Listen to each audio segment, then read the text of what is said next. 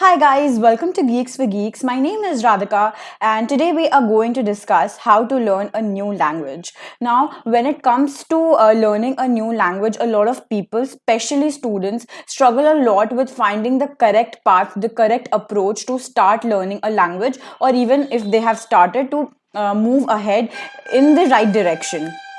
So, today I'm going to share with you 5 steps that will help you to learn a language effectively. So, let's get into the video.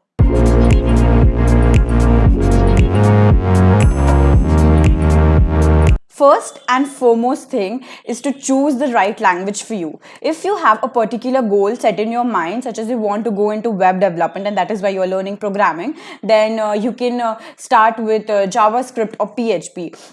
Or if you want to go into technologies like ML or AI, then you can learn Python. But if you are a complete newbie and you are just starting to learn to code, then I would suggest C++ or Java to begin with, because that will help you get familiar with the underlying concepts of programming. Now, coming to step 2. Now, this is the most important step, that is learn the fundamentals. I have seen a lot of people skip this step because they think that this is not as important, but this is where your foundation is laid. Now, when I say about fundamentals, learn everything from scratch. If you are said, suppose you are learning C++, and if you're said to write the first line as hashtag include IOStream, then know that why are you doing that? What is that line doing for your program, and how that line helps in executing the entire program. Know that how your computer is able to take the instructions that you are giving it to right? So learn about compilers, learn about preprocessor directives, learn why do we write void main or int main, right? Or if you're learning Java, then know about JVM, JRE, JDKs, right? Know about how the entire program functions. Because once you know that how the instruction is taken, you will be able to give the instructions in a better way and understand that in a better way. This will give you a perspective which is going to help you a lot in the latter part of your career. You have to understand the meaning of each and every word that you're writing in your program. This is something I feel is really important, and this is not being taught everywhere.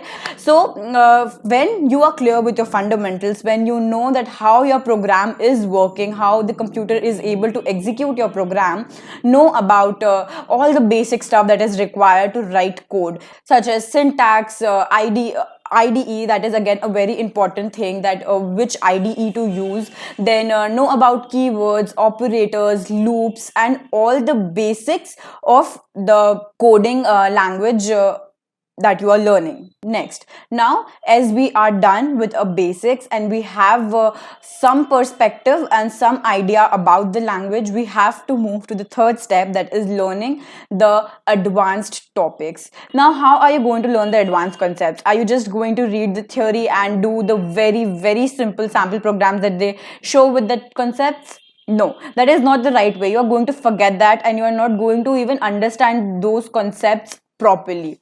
You have to implement those concepts practically by solving some real problems, right? So there are a lot of topics like dynamic programming, dynamic memory allocation, pointers. In Java there is multi-threading, and a lot of other things. For example, let's say file system, you're learning file system. So how do they teach you? They take one topic, like they tell you how to read from a file, how to write in a file, how to search in a file. So all these topics are divided, right? So you will know individually how to do everything, but when I'll give you a problem where you need to apply the combined concept, you will be confused. So why not just prepare yourself beforehand doing that? So create a problem in your head. For example, just try to write a code for finding a word which is in a file which is present inside a structure of directories. Then you will be applying all the concepts that you learned in separate topics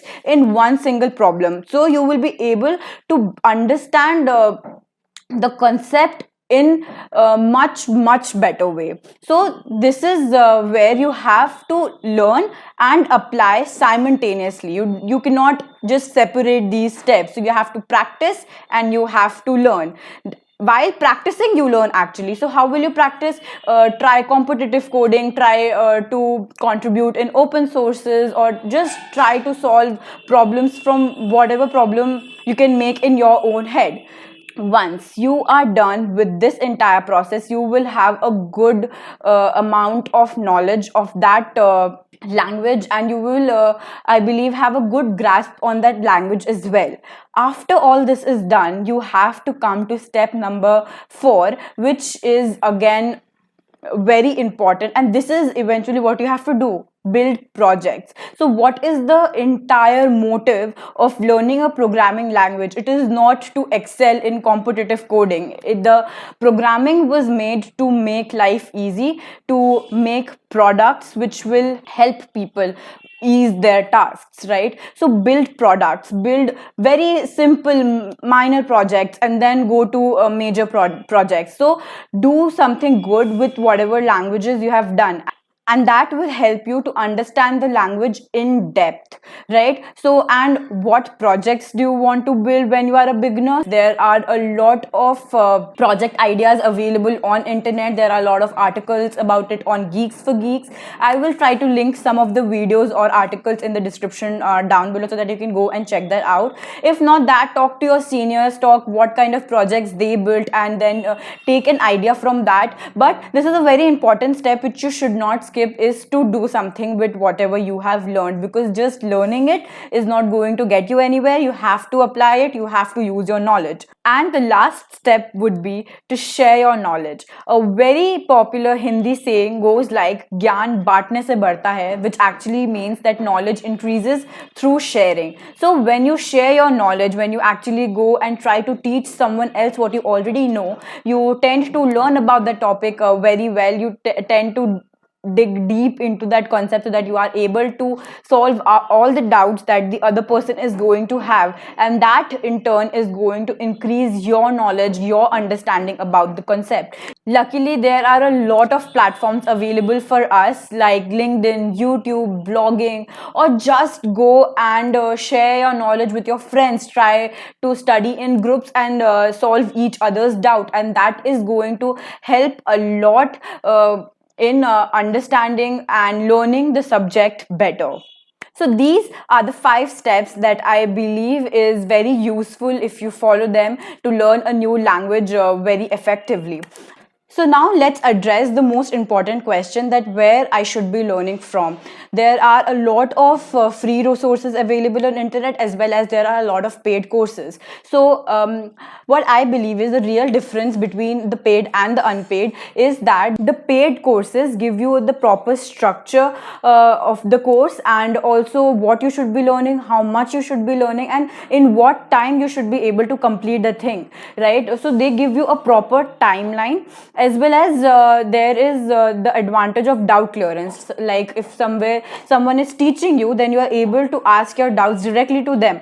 And in unpaid, you have to actually go on internet and find out the solution, which is actually helpful, because in the process of finding out the answer, the correct answer to your question, you get to know a lot about other stuff as well. And also in paid courses, you get a class of students who have the similar goal as you, and that gives you that circle where you can discuss your doubts, or you can have that environment where you can learn in a better way. So both the things have their own pros and cons. It is absolutely not necessary to go for paid courses. Ultimately, it completely depends on you, on however you want to learn it. The end goal is that you should be able to learn it. So that's it for this video. I hope it was helpful. I hope you enjoyed it.